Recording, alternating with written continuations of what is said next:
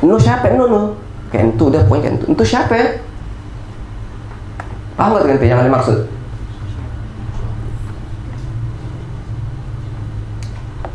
Nggak, gue lihat tuh dia orangnya mulia. Mulia menurut siapa? Menurut lo? Menurut ente dia mulia? Oh yaudah. Berarti ente udah tahu itu kemuliaan seperti itu. Ya, berdasarkan pemikiran ente dia mulia. Ingat, berdasarkan pemikiran ente dia mulia. Paham tuh ente? Bukan berdasarkan Allah Ta'ala. Sekarang ente mau pilih mendapat kemuliaan dari makhluk apa dari Allah? Ya tinggal terserah ente.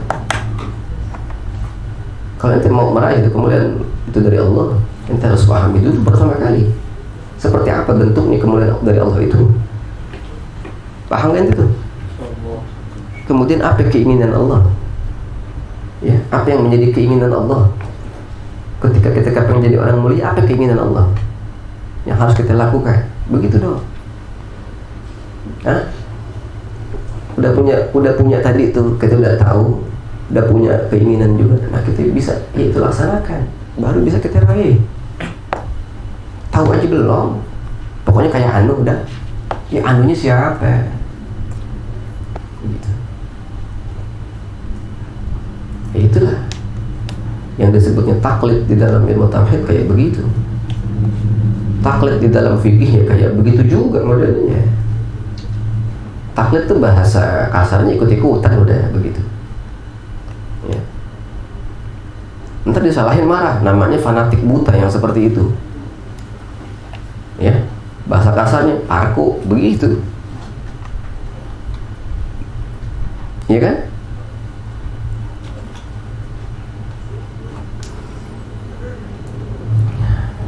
Udah, kembali lagi kita jadi panjang lebar dah. Fata'alluqu hadhihi sifati ala tartibi fi haqqil hadis. Kaitannya sifat-sifat tadi itu ilmu, iradah, qudrat. Ilmu dulu, iradah dulu, baru qudrat. Ingat tahapannya, ilmu, iradah, qudrat. Ingat tahapannya, ilmu, iradah, qudrat. Tahu, punya keinginan dan mengerjakan. Itu tahapannya. Tahu dulu, mengetahui, kemudian berkeinginan dan menjalankan.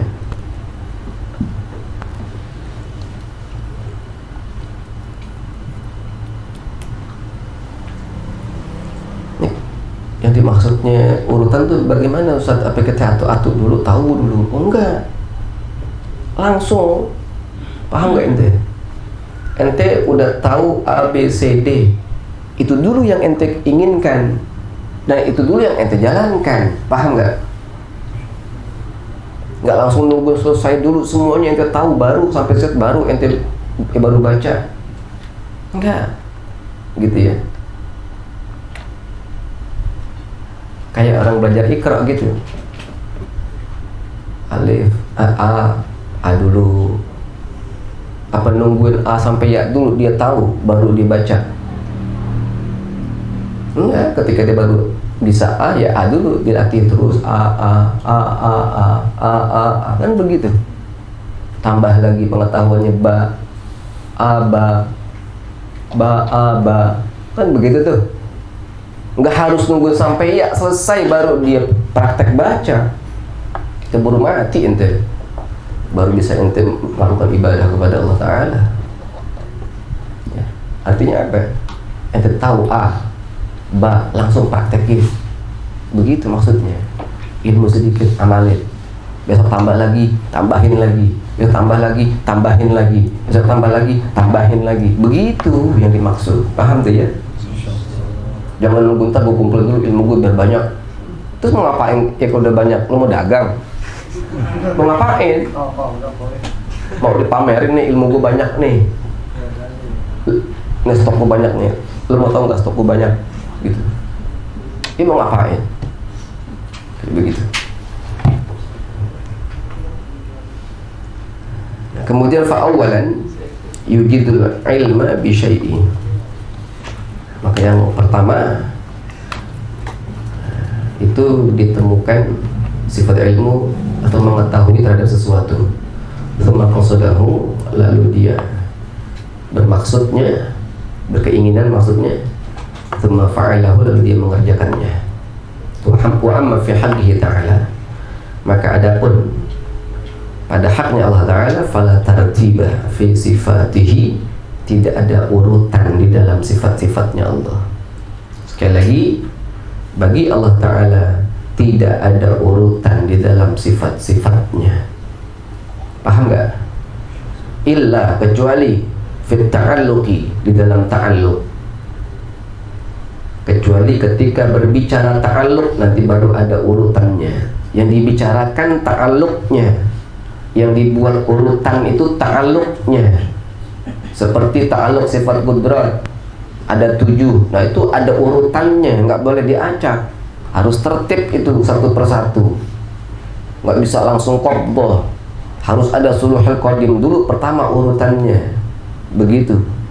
Baru kemudian yang kedua tanjizi hadis, baru qabdah secara globalnya 3, dipecah nanti menjadi 7 dari suluhul qadim, kemudian kedua qabdah, lalu yang ketiga tanjizil hadis, yang keempat apa namanya, qabdah lagi, dan seterusnya seperti itu ya.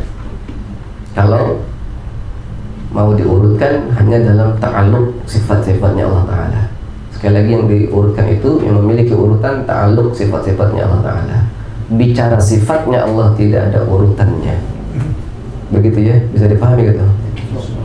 Jadi nomor 1 ini dulu, enggak, beda kalau kita makhluk. Jangan sok-sokan langsung main ma'rifat. Oh udah, gue nggak pakai urutan langsung, nggak pakai tangga 1, 2, 3 langsung ke atas. Siapa ente? Ente mau ngaku jadi Allah begitu? Allah nggak butuh urutan tadi. Paham nggak tuh ente? Allah nggak butuh urutan. Allah nggak butuh tahapan-tahapan tadi.